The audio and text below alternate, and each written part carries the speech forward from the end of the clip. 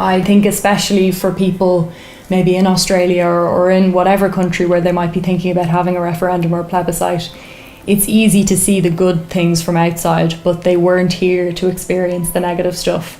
And we all said, even after it passed, if we could have done it through legislation and avoided the campaign, we all would have. And I wouldn't really wish that on a gay community elsewhere. I don't think any of us realised how painful and emotionally and psychologically draining it was going to be to have to knock on every door and ask people to vote yes. Because we weren't just asking them to vote yes, we were coming out at every doorstep.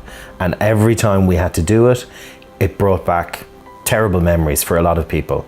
I met people who privately told me that they went home and cried every night after they'd canvassed. Still, I remember knocking on one door and a man came out and he took the leaflets and he tore them up in front of my face and he opened his dustbin and he threw them in. And then another time we were walking down the street, a guy walked down the street after us shouting at us for about 5 minutes, just shouting obscenities at us, and that was really hard. Like, that kind of negative stuff was really difficult. Our campaign was not to have a referendum. Our campaign for over 10 years was to have legislative change. I felt kind of somewhat proud that I had the opportunity to say in a very public way how proud I was of Sam. But on the other hand, I felt that I shouldn't have had to do this. I felt that I was going around with a begging bowl, asking people to give something away that it wasn't theirs to give. Like, Ireland isn't the same as it was beforehand, and there is more conversation, but I think the cost of that conversation was too high.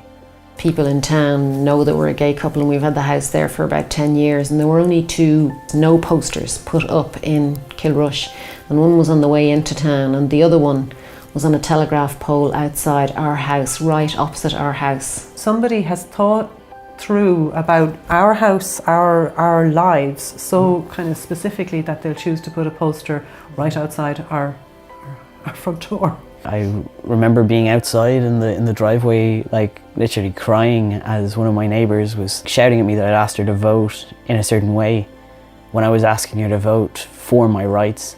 I called to this beautiful house. This man I now know was only waiting for me, and he turned to me and he said to me, "Do you expect me to go out and vote for men to stick their up other men?"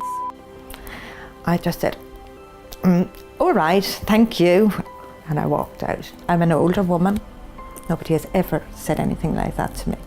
I saw something on one of my friends' timelines that they had walked past 2 men picketing in the street, and they kind of described the men and said they were so angry and they were, you know, spewing huge signs as well. Yeah, like big signs, you know, just really hateful signs.